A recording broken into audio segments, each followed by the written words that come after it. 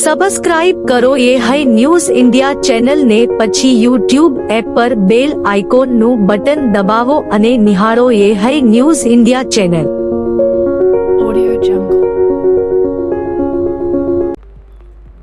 બનાસકાંઠા જિલ્લાના Deodar circuit house ખાતે આજરોજ બનાસકાંઠા જિલ્લાના નવનિયુક્ત કોંગ્રેસ પ્રમુખ ગુલાબસિંહ રાજપૂતના સન્માન માટે કાર્યક્રમ યોજાયો હતો. જિલ્લામાં પ્રદેશ કોંગ્રેસના સંગઠનને મજબૂત બનાવવા અને આવનારી 2027ની વિધાનસભામાં ચૂંટણીમાં ભાજપ સામે જીત નોંધાવવાની તજવીજ માટે મોટી સંખ્યામાં હોદ્દેદારો અને કાર્યકરો ઉપસ્થિત રહ્યા હતા. કોંગ્રેસના હોદ્દેદારો તથા કાર્યકરો દ્વારા નવા પ્રમુખ ગુલાબસિંહ રાજપૂતનું ધૂમધામથી સ્વાગત કરવામાં આવ્યું હતું. તેમને પારંપરિક પાઘડી તથા શાલ ઓઢાડવામાં આવી તથા પુષ્પગુચ્છ પાઠવી અભિનંદન આપવામાં આવ્યા હતા. દિયોદરમાં પ્રમુખ પદની જવાબદારી સંભાળ્યા પછી તેમને આ પ્રથમ મુલાકાત હતી, જેને લઈને કાર્યકરોમાં ઉત્સાહ જોવા મળ્યો હતો. થરાદના પૂર્વ ધારાસભ્ય રહેલા ગુલાબસિંહ રાજપૂતે સભાને સંબોધન કરતા જણાવ્યું હતું કે જિલ્લાની જનતાની આશાઓ અને સમસ્યાઓનો હું સંપૂર્ણ રીતે અભ્યાસ કરી રહ્યો છું. કોંગ્રેસને મજબૂત બનાવી આવનારી વિધાનસભાની ચૂંટણીમાં સમગ્ર બનાસકાંઠા જિલ્લામાં કોંગ્રેસની સરકાર સ્થાપિત કરવા તમામ કાર્યકરોને સંગઠિત થઈ કામ કરવા અપીલ કરું છું.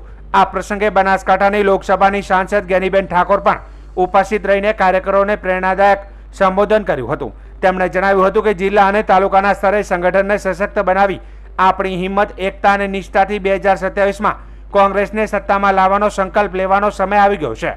સર્કિટ હાઉસ ખાતે આયોજિત બેઠકમાં દિયોદર, થરાદ સહિત અનેક તાલુકાઓના કોંગ્રેસના કાર્યકર્તાઓ, અગ્રણીઓ તથા મહિલા મોરચાના યુવા આગેવાનો મોટી સંખ્યામાં હાજર રહ્યા હતા. આજે દિયોદર તાલુકા કોંગ્રેસ સમિતિ અને કોંગ્રેસના આગેવાનો દ્વારા આજે જિલ્લા પ્રમુખ તરીકે નવા અહીંયા આવ્યા. પહેલી વખત એના માટે સ્વાગત કર્યું, સન્માન કર્યું, આભાર માનું. સાથે સાથે નવા ચૂંટાયેલા સરપંચોનું પણ સન્માન કર્યું. આ પ્રસંગે સર્વે કોંગ્રેસના આગેવાનોનો આભાર. આવનારા સમયમાં નવી જોમ, નવા ઉત્સાહ સાથે લોકોના પ્રશ્ન કોંગ્રેસ પાર્ટી ઉપાડે અને 2027માં કોંગ્રેસની સરકાર બને એના માટે સૌ અમે સાથે મળીને કામ કરશું, એ આજે બધા વાતો કરી છે.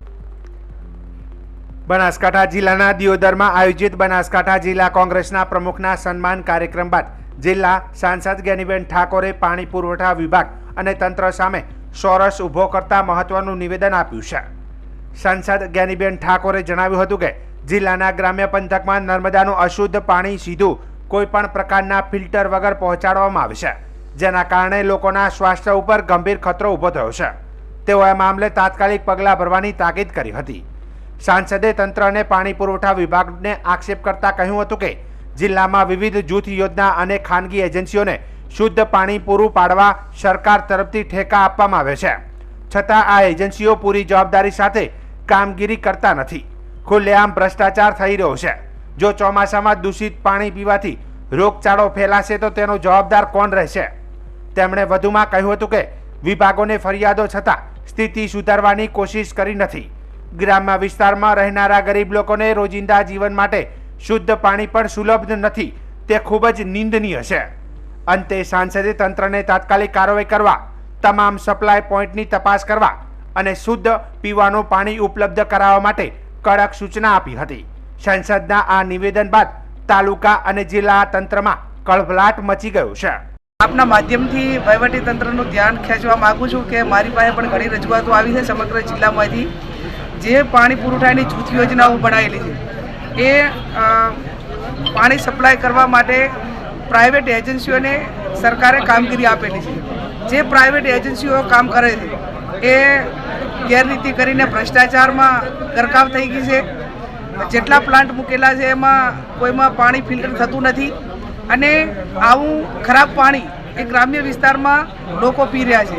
ચોમાસાનો સમય છે અને આ સિસ્ટમને સુધારો નહીં કરે વહીવટીતંત્ર, આવનાર સમયની અંદર કોઈ રોગચાળો ફાટી નીકળશે અને લોકોના આરોગ્ય સાથે ચેડા થઈ રહ્યા છે. ત્યારે એ પૈકીની ગંભીર બીમારીઓનો કોઈ બનાસકાંઠામાં ભોગ બનશે તો એનો જવાબદારી એ વહીવટીતંત્ર અને પાણી પુરવઠા વિભાગની બને છે. એટલે હું મંત્રીશ્રીને પણ લેટર લખવાની છું, આ બાબતની વાત કલેક્ટરને પણ કહેવાની છું. પણ જે વહીવટી મેનેજમેન્ટથી સંભાળતા હોય એ લોકો કમસે કમ લોકોના આરોગ્ય સાથે ચેડા ન કરે અને લોકોને પીવાનું પાણી શુદ્ધ પૂરું પાડે એ હું આપના માધ્યમથી એમની પાસે અપેક્ષા રાખું છું.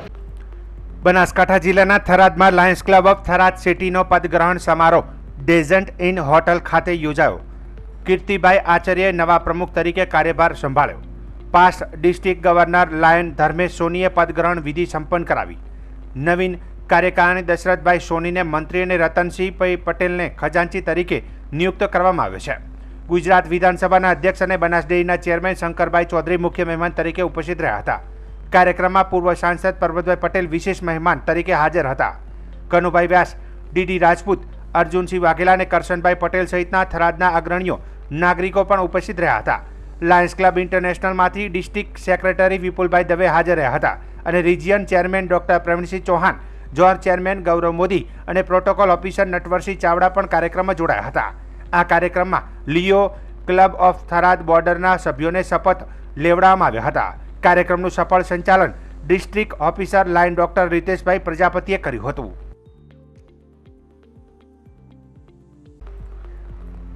સરહદી વિસ્તારમાં આવેલા વાવ તાલુકાના પ્રતાપપુરા ગામના રહીશો માટે મોડી રાત્રે પડેલા ભારે વરસાદે ભારે મુશ્કેલી ઊભી કરી છે.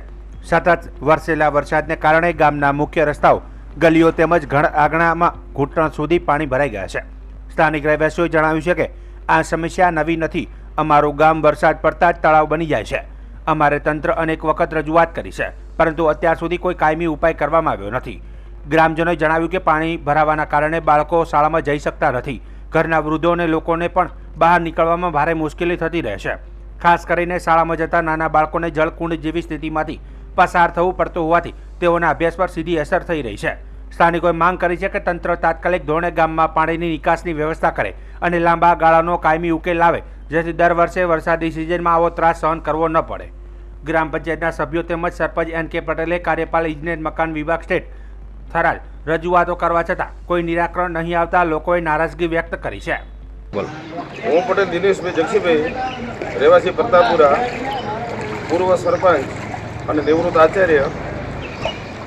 આજે અમારા ગામના ચોટે વરસાદ થવાના લીધે 2 ફૂટ પાણી ગામના મેઇન ચોટે ભરાયેલું છે, જે ગામ લોકોને જવા માટે ખૂબ જ તકલીફ પડે છે. સાધનો, પશુઓ, માણસોને અવર જવર માટે ઘણી બધી તકલીફો છે. આ અંગે અમે માર્ગ અને મકાન વિભાગ સ્ટેટ એને અમે રજૂઆત કરી, લેખિત આપ્યું, છતાં પણ એ લોકોએ તપાસ કરવા પણ નથી આવ્યા. અને આવી રીતે જો પાણી ભરાયેલું રહે તો ગામની અંદર ભયંકર રોગચાળો ફાટી નીકળે, અને રોગચાળો ફાટી નીકળશે તો તે જવાબદારી એ આરોગ્ય વિભાગની રહેશે, અને જે સ્ટેટવાળા છે PWD એમની અંગત જવાબદારી રહેશે. અમે રજૂઆત કરવા છતાં પણ આ લોકો આ સ્થળની મુલાકાત પણ લીધી નથી. અને બાજુમાં તે પ્રાથમિક શાળા આવેલી છે, જ્યાં આગળ બાળકો ભણવા માટે જાય છે, એ પણ પાણીમાંથી પસાર થાય છે. આ ગંદુ પાણી, ગોવરાયેલું પાણી આ રહેશે તો અમારા ગામમાં ભયંકર રોગચાળો થવાની પૂરેપૂરી શક્યતાઓ છે. એટલે તાત્કાલિક આ જે રોડ બનાવ્યો PWD વાળાએ, એ પાણી દર વર્ષે એ ગામના ઢીમાના રોડે એ પસાર થતો હતો.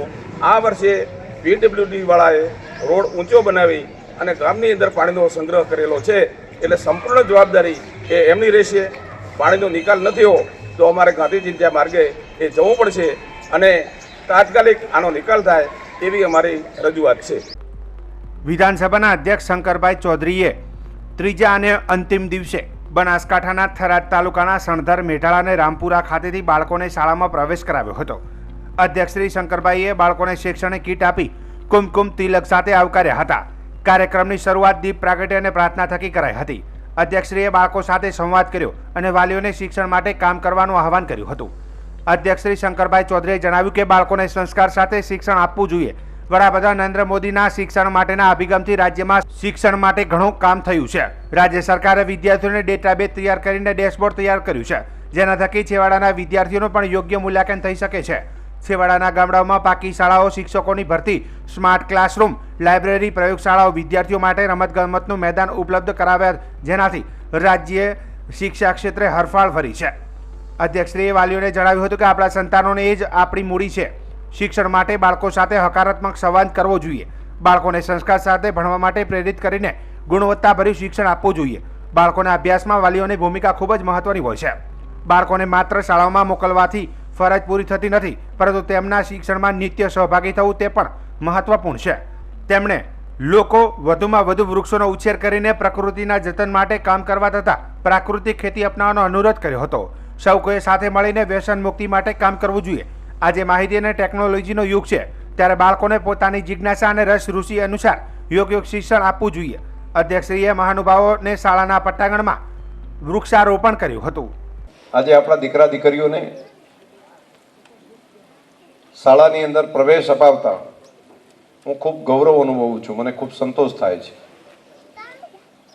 અને આ બધા હમણાં મોટા થશે, આમાંથી ઘણા બધા અધિકારીઓ બનશે, કોઈ પદાધિકારીઓ બનશે, કોઈ સમાજ જીવનના સારા નાગરિકો બનશે. ગામનું નામ ગૌરવવંતું કરશે. પણ મનમાં એ પણ વિચાર આવે કે મુખ્યમંત્રી તરીકે મોદી સાહેબ હતા ને એમણે વિચાર્યું કે મારા રાજ્યની 50% સંખ્યા તો હજુ નિશાળમાં દાખલ થતી નથી, એ શાળાનો ઓરડો જોતી નથી, શાળાનું બારણુંની અંદર પગ મૂકતી નથી, તો પછી મારું રાજ્ય કઈ રીતે આગળ આવશે? એટલે 100% દીકરા ને દીકરી બધાય ભણવા પડે. અને એવું એમણે આજે 20 વર્ષ પહેલા વિચાર કર્યો હતો. અને તમે જોજો એની અસર દેખાતી હશે કે 20-25 વર્ષની અંદર કેટલા સરકારી અધિકારીઓ બન્યા આપણે ત્યાં, કેટલા કર્મચારીઓ બન્યા હશે જિલ્લામાં, રાજ્યની અંદર કેટલી વ્યવસ્થા આરી બની હશે, કેટલા અલગ અલગ વ્યવસાય ધંધામાં ગયા. હું વિચારું છું કે આવું જો 50 વર્ષ પહેલા કોઈ મુખ્યમંત્રીએ વિચાર કર્યો હોત તો અખાબા આમાં કઈ મગજ ઓછા છે? બધાના મગજ તો ઘણા છે. આમાંથી કોઈ ડીએસપી હોત ને કોઈ ડીવાયએસપી હોત, કોઈ ક્લાસ 1 ઓફિસર હોત, અને ફોજદાર તો મોટા ભાગના થઈ ગયો. શરીર તો બધાના બરાબર જ હતા, શરીર હતા, હોશિયારી હતી, બધું હતું. બહેનો પણ અત્યારે બેઠા છે, એમાંથી ઘણા બધા ટીડીઓ કોઈ બની ગયા હોત, કોઈ એમાંથી શિક્ષક બન્યા હોત, કોઈ તલાટી હોત, કોઈ ઓફિસર બની ગયા હોત, અલગ અલગ બની શકો. મગજ કઈ આપણા નાના છે કે ઓછા છે એવું નહીં, મગજ તો છે પણ મોકો નહોતો. તો 50 વર્ષ પહેલા એ મોકો ન મળ્યો. આ સરકાર આવી એને મોકો આપ્યો. આખી સરકારને મોદી સાહેબે ગામડે ગામડે મૂકી. એમને કીધું તમે જાઓ અને ગામમાં જઈને એક પણ દીકરો કે દીકરી એવું ના હોવું જોઈએ કે જે નિશાળમાં દાખલ ના થાય. 100% નામાંકન કરાવો, 100%. એમ આ તમારી જવાબદારી છે. આખી સરકાર પહોંચે, મંત્રીઓ આવે, અને દર વર્ષે કન્ટિન્યુ, 1 વર્ષ કરીને ભૂલી જવાનું નહીં, દર વર્ષે થવું પડે. અને શાળા પ્રવેશ ઉત્સવ, અને નિશાળમાં દાખલ થયા છે તો પછી વચ્ચે ઉઠી જાય એવું નહીં. એની પાછળ વોચિંગ માટે જિલ્લા પ્રાથમિક શિક્ષણાધિકારીની આખી ટીમ લાગેલી હોય, અને શિક્ષક મિત્રો પણ સતત સજાગ થઈને કોણ ડ્રોપ આઉટ થાય છે એને ફરી પાછું નિશાળે કઈ રીતે લાવવું, દાખલ કઈ રીતે કરવું, આ કામ કર્યું. અંબાજીમાં ગ્રામ પંચાયત શોપિંગ સેન્ટરમાં આવેલી કાપડની દુકાનમાં બીજા માળે આગ લાગતા દુકાનમાંથી ધુમાડાના ગોટે ગોટા નીકળતા જોવા મળ્યા હતા. આ દુકાનમાં આગ પ્રસરી રહી હતી ત્યારે દુકાન બંધ હતી. જોકે આજુબાજુની દુકાનના વેપારીઓએ પોલીસ તેમજ ફાયર બ્રિગેડને જાણ કરી હતી. આ બનાવમાં કોઈ જાનહાનિના સમાચાર નથી. ગ્રામ પંચાયત શોપિંગ સેન્ટરમાં જે દુકાન આગ લાગી હતી તેમાં રેડીમેડ કપડાં અને કાપડમાંથી સિલાઈ કરી કપડાં તૈયાર કરવાનું કામ થતું હતું. આગનો કોલ મળ્યા બાદ ફાયર ફાઇટર, વીજ કર્મચારીઓ અને પોલીસ ઘટના સ્થળે પહોંચ્યા હતા. આગ બુઝાવવા માટે મંદિર ટ્રસ્ટના ફાયર ફાઇટરની ટીમ સાથે ઘટના સ્થળે પહોંચ્યું હતું. આ બનાવની જાણ થતાં અનેક લોકો ઘટના સ્થળે જોવા એકત્રિત થયા હતા. ફાયર ફાઇટરની ટીમે આગને કાબૂમાં લેવા પાણીનો મારો ચલાવ્યો હતો અને આગ પ્રસરતી અટકાવી હતી. જોકે આ આગથી કપડાં સીવવાના 2 મશીનો બળીને ખાખ થયા હતા. આ દુકાનમાં લાગેલી આગમાં કેટલાક દસ્તાવેજ, રોકડ રકમ અને કાપડનો તૈયાર અને કાચો માલ બળી જતા લાખોનું નુકસાન થવા પામ્યું હતું. આ આગનો બનાવ વાયુવેગે પ્રસરતા નવનિયુક્ત અંબાજીના સરપંચ કલ્પનાબેન દવે પણ ઘટના સ્થળે પહોંચ્યા હતા. તેઓએ આદિવાસી દુકાન માલિકને આશ્વાસન સાથે કેટલીક રોકડની સહાય કરી હતી. અમાર રેડીમેડનો ધંધો પણ કરતા હતા. રેડીમેડના બધા અમાર માલ બળી ગયો અને ગ્રાહકોના કપડા હતા એ પણ બળી ગયા અમારું, ને બધા અમાર ડોક્યુમેન્ટ હતા એ પણ બળી ગયા, અને માર પૈસા અંદર હતા એ પણ બળી ગયા, અને માર દાગીના હતા એ પણ બળી ગયા. તમે ક્યાં ગયા હતા અને કેવી રીતે સમાચાર મળ્યા? અમે ખેતમાં મકાઈ વાવતા હતા એટલે અમે હોમેવાળા અમાર ભાઈએ એને ફોન કર્યો એટલે અમે દોડીને આવ્યા એટલે અહીંયા આગ ધુમાડો નીકળતો હતો એટલે એ ફોન કર્યો લાઇટ વાળાને એટલે લાઇટ વાળા દોડીને આવ્યા એટલે કાપીને ખોલી દુકાન તો એટલે બધું હળગી ગયું. કશું બચ્યું નથી. અમારે સરકાર તરફથી કોઈ મદદ મળે તો સાહેબને વિનંતી, અમે એસી આશા રાખી છે. બનાસકાંઠા જિલ્લાના અમીરગઢ તાલુકાના કાકવાડા ગામ નજીકથી પસાર થતી બનાસ નદી પર પુલ બનાવવા માટે મંજૂરી તો મળી ગઈ છે, પરંતુ કામ હજુ સુધી શરૂ કરાયું નથી. લોકોને જીવના જોખમે અવર જવર કરવા પર મજબૂર બન્યા છે. અમીરગઢ તાલુકાના કાકવાડા ગામ નજીકથી પસાર થતી બનાસ નદી કિનારે હજારો પરિવાર વસવાટ કરે છે અને તેઓને તેમજ બાળકોને અભ્યાસ માટે કાકવાડા ગામમાં તેમજ તાલુકા મથક અમીરગઢમાં અવારનવાર આવવું પડે છે અને વચ્ચે બનાસ નદી આવતી હોવાથી નદીના વહેતા પાણીમાંથી મજબૂરન જીવના જોખમે પસાર થવું પડે છે. ઉલ્લેખનીય છે કે કાકવાડા ગામ નજીકથી પસાર થતી બનાસ નદી પર પુલ બનાવવા માટે મંજૂરી તો મળી ગઈ છે તેમજ ભૂમિપૂજન પણ કરાયું છે, પરંતુ હજી સુધી કામ શરૂ કરાયું નથી, જેને લઈને લોકોએ અનેક પરેશાની વેઠવી પડે છે. આ કામ ઝડપીથી શરૂ થાય તેવી પ્રજા માંગ કરી રહી છે. મારું નામ વાગડે મફાજી કાનાજી, માજી સરપંચ ખેડૂત ગ્રુપ ગ્રામ પંચાયતના. મારે કહેવો એટલો ફરજ છે કે આ ગામમાં 5 વર્ષથી પુલની મંજૂરી થઈ ગઈ છે. 2 વખત ટેસ્ટિંગ કર્યું છે તો હજી કામ ચાલુ કર્યું નથી અને છોકરા સ્કૂલ જવા માટે આવવા જવા માટે વાલીઓ મૂકવા આવે છે અને તો છોકરા પાણી તણાઈ જાય જવાબદારી કોણ રાખે, જેને ગંભીરતા સરકારને વિનંતી. અને મારે કહેવાનું એટલું જ છે કે પુલ મંજૂર થયો તો તાત્કાલિક સરકારને મંજૂર થયો તો 2 વખત પેલું ભૂમિપૂજન કર્યું છે પણ હજી કોઈ કામ ચાલુ કર્યું નથી. આના માટે તાત્કાલિક મંજૂર કરીને કામ ચાલુ કરે એવું મારી વિનંતી. જય હિન્દ, જય ભારત. કાંકરેજ તાલુકાના કસલપુરા, જામપુર અને દુદાસણ ગામોની સીમમાં આવેલી બનાસ નદીના પટમાંથી ભૂમાફિયાઓ દ્વારા બેફામ રીતે રેતી ચોરીનો કૌભાંડ ચલાવવામાં આવી રહ્યું હોવાનું ખુલ્યું છે. મોટા પ્રમાણમાં રેતીનું બિન અધિકૃત ખનન થઈ રહ્યું હતું, ત્યારે મામલતદાર દ્વારા છાપામારી કરી ગેરકાયદેસર રીતે ભરતા ડમ્પરો ઝડપાયા છે. કાંકરેજ મામલતદાર VM પટેલ કસલપુરા વિસ્તારમાં ચેકિંગના સંદર્ભે નદીપટમાં પહોંચ્યા હતા, ત્યારે અનેક ડમ્પરો રેતી ભરી બહાર નીકળી રહ્યા હતા. મામલતદારે તમામ ડમ્પરો અટકાવી ડ્રાઈવરો પાસેથી રોયલ્ટી પાસ પરમિટ માંગ્યા હતા, પરંતુ કોઈ પાસ પરમિટ ન મળતા તાત્કાલિક પાલનપુર ખાણ ખનીજ વિભાગને જાણ કરી કાયદેસરની કાર્યવાહીનો આદેશ આપ્યો હતો. ખાણ ખનીજ વિભાગના ભૂસ્તર શાસ્ત્રી ગુરપ્રીતસિંહના માર્ગદર્શન હેઠળ ટીમના Hitendra Suthar, royalty inspector Bhagirathsinh Gohil, mines supervisor તેમજ અન્ય અધિકારીઓ સ્થળ પર પહોંચી કાર્યવાહી હાથ ધરી હતી. તપાસ દરમિયાન કુલ 11 ડમ્પર સીઝ કરવામાં આવ્યા હતા, જેમાં 5 ડમ્પર રોયલ્ટી પાસ વગર રેતી ભરી જઈ રહ્યા હતા, જ્યારે કેટલાક ડમ્પરો ઓવરલોડ મળ્યા હતા. ચેકિંગ દરમિયાન GJ01 LT 088 નંબરનું એક ડમ્પર તપાસ દરમિયાન સાઈડમાં મૂકી અન્ય વાહનો ચેક કરતા નાસી છૂટી ગયું હતું, જે અંગે તાત્કાલિક શિયોરી પોલીસને જાણ કરી કાર્યવાહી શરૂ કરવામાં આવી હતી. અંદાજે 2 કરોડ 80 લાખનો મુદ્દામાલ ડમ્પર સહિત રેતી જપ્ત કરવામાં આવ્યું છે તથા કાર્યવાહી અંતર્ગત ભારે દંડ પણ વસૂલવાની કાર્યવાહી પણ કરવામાં આવી રહી છે. સીઝ કરાયેલા તમામ ડમ્પરો હાલ કસલપુરા ખાતે રેતીના પ્લાન્ટ પર મૂકવામાં આવ્યા છે. સ્થાનિક સ્તરે ચર્ચા ચાલી રહી છે કે કાંકરેજ તાલુકામાં છેલ્લા ઘણા સમયથી રેતી ચોરીનો ઉદ્યોગ આખું નેટવર્ક બનાવી ચલાવવામાં આવે છે.